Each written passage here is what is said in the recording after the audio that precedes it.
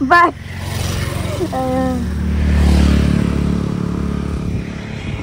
विवेक चाहिँ बुटोलतिर लाग्दैछिन् मेरो विवेक भाइ। अनि मेरो पनि आज यो लुम्छा गुल्मीमा अन्तिम दिन हो। अन्तिम बसाइ हुँदैछ। अन्तिम बसाइलाई हामीले रमाइलो पूर्ण तरिकाले आज लास्ट बिताउने पुरा भएको छ भने म यस मञ्चबाट बिताउन चाहन्छु। आज चाहिँ लुम्छामा लास्ट डे होला जस्तो छ। कस्तो लास्ट डे हो र? लास्ट अरे अनि अन्तिम दिन नेपालीमा त्यही त हो के इङ्ग्लिस लास्ट डे अन्तिम दिन भनेको त्यही त लास्टै भने जस्तो लास्ट भने जस्तो। आजको दिन चाहिँ एकदमै रमाइलो गर्ने हामीले सोचेको छौँ। विवेक गएन के अब रमाइलो के होला र होइन नजाऊ भनेको के अरे जान्छु भनिहालेँ। हामी पनि भोलि जान्छौँ। हाम्रो गाडी अलरेडी बुक भइसकेको छ। भोलि जानै पर्छ। आजको यहाँको सुन्दर दृश्यको अवलोकन एक दिनको लागि महसुस गरेर एकदम हावा पानी होइन हावा यहाँको सुन्दरता यहाँको सबै यादहरू सम्झनाहरू बोकेर म चाहिँ भोलि बुटोल जान्छु अनि छिट्टै आउनेछु भन्ने एकदम आशा छ। हाई हामी चाहिँ कहाँ जाँदैछौँ? लुम्छा बजार देखाइदेऊ, चोइगा मन्दिर देखाइदेऊ। चोइगा मन्दिर उता माथि। हामी चाहिँ लुम्छा बजार मामाको होटेलमा यो के छोड्न जाँदैछौँ? दाल छोड्न जाँदैछौँ। उता देखाइदेऊ के ऊ आँखा हेर घामले गर्दाखेरि यत्रो किचरा देखिन्छ। कति मजाको कुहिरो उडेको है।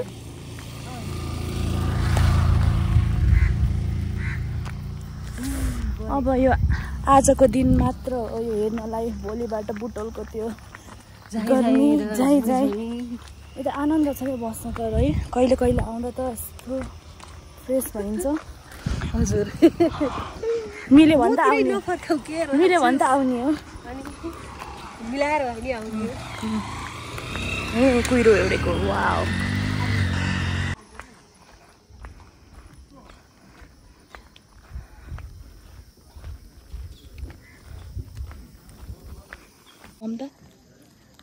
के अरे यसको नाम? थेप्ले। यसको नाम चाहिँ थेप्ले। आमा हाई गरिदिनु त। हाई गरिदिनु गर्नु न।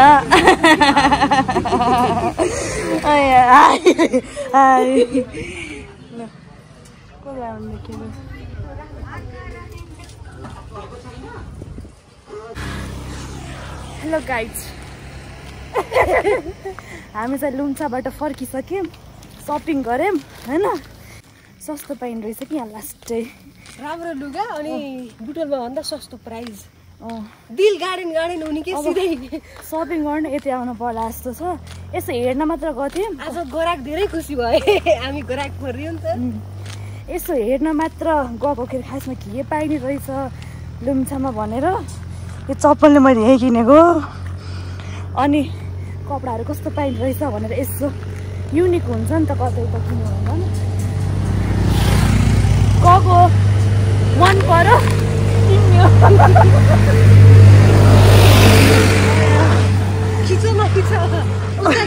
कति राम्रो।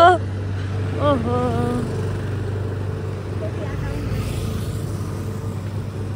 हामी फर्क्यौँ।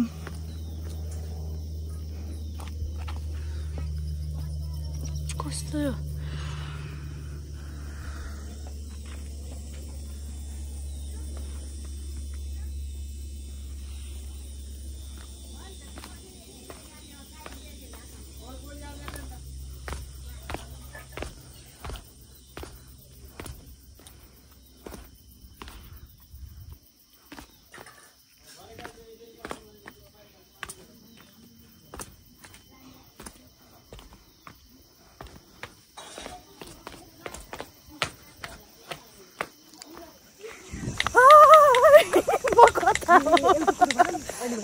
हामी चाहिँ द्रुत गतिमा पसलमा गऱ्यौँ के भने बस बाटो। गाइस हामी चाहिँ रातिको 12 बजे भन्दिनँ कति बज्यो यहाँ यो अजितको स्पिड हो क्या हामी चाहिँ रनिङ गर्दै लुम्था जाँदैछौँ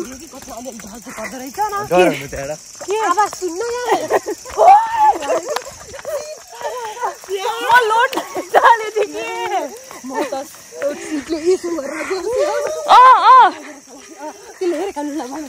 के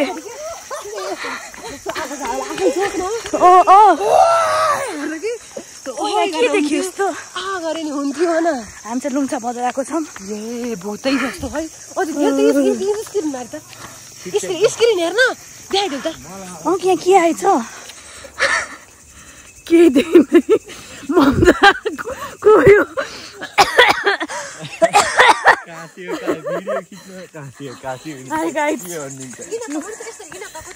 लुम्चामा यस्तो जाडो छ हामी जमिरहम भन्दिनँ हामी जमिरहम मलाई त फेरि गर्मी भयो है जमिरहम बाहिरमा हामी चाहिँ लुम्चाबाट पर्खिसकेको हजुर ल हिँड त ममताको वाकिङ हेर्नु होला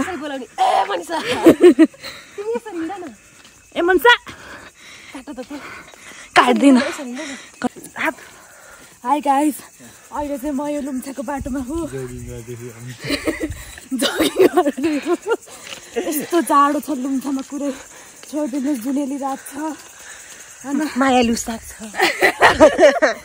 अनि यस्तो रमाइलो भइरहेछ भोलि म त भोलि घर जाने दिन आइसक्यो गइहाल्छु घर के गाउँछ न यसैमा अनि भोलि त म गइहाल्छु भन्ने यस्तो गीत हुन्छ नि भोलि त म भोलि मेरो भैँस दुनी पालो भोलि त म भैँस पाडो ए भर्खर हामीले खबर पायौँ कि खबर सुनेर राम्रो लाग्यो भैँसी ममताको भैँसीले चाहिँ पाडो पाएछ अनि हामी खुसियालीमा एक मामाले पकाइदिएको 1.5 किलो रोस्ट लिएर घर जाँदैछौँ अनि भैँसीले आज कुर्नु पर्छ हामीले चाहिँ कुर्ने जिम्मा छ रातभरि भोदै मासु खाँदै भैँसी कुर्नी हो अनि त्यसपछि दुध पनि खाइन्छ होला न बेउती होला के अरे बेउती सुरत दाइ होइन र सुरत दाइ ढिलो भयो भोलि सारमलाई म चाहिँ जाडो भएर यस्तो टोपी लगाएको ज्याकेटको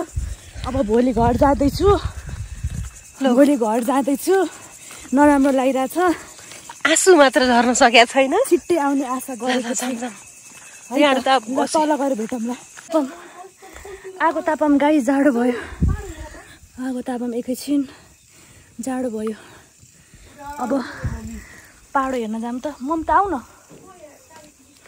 आम अजित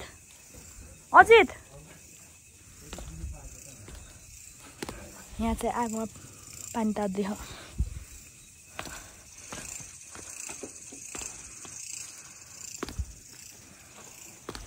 माइजू बधाई छ है धेरै धेरै बधाई छ हेर्नै पाइएन नि त खै एकचोटि हेरौँ त कस्तो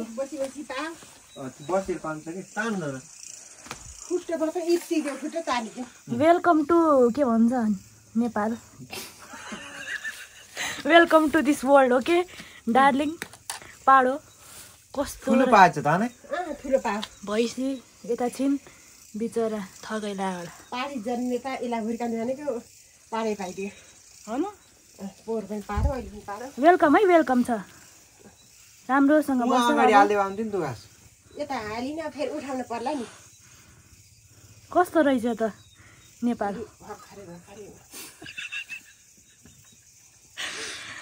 गाइस यहाँ पाडोले भैँसीले पाडो पाइसकेको छ हेर्न पाइएन माइजूले हेर्नुभयो तपाईँले हेर्नुभएको हेर्ने भनेर बसेको लास्टमा पाइदिइहालेछ कति चाँडो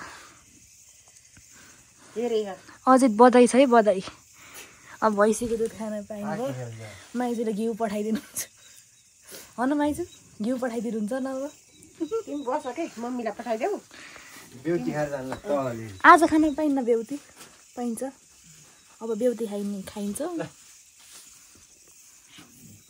आँखा त डेन्जर छ त कालो रातो रातो फ्ल्यास हानेर होला क्या त्यसले त घाँस खाँदैछ भोक लागेछ त्यसलाई त पाउँदा पाउँदै भोक लाग्दा नि थाहा यस्तो खाएन उठाउने तर यिनीहरूलाई त त्यस्तो केही मतलब त हुन्न कि होइन तर हँ? त्यस्तो केही मतलब त हुन्न क्या के अब के पाइदियो भ्याइयो कि होइन भेट्यो अब यसलाई उठाउने बसाउने रातभरि रातभरि ए हो र यसो बस्न दिने फेरि उठाउन आउने फेरि त्यस्तो केयर त गर्न पर्छ होइन मैले फेरि पाडो पाउँछ भनेको बेला पाडै पाउँछ कसले भन्थ्यो मैले के ए हो म त सुनिनँ भनेको थिएँ नि के कङ्ग्रेचुलेसन पाडो पाउँछ भन्थे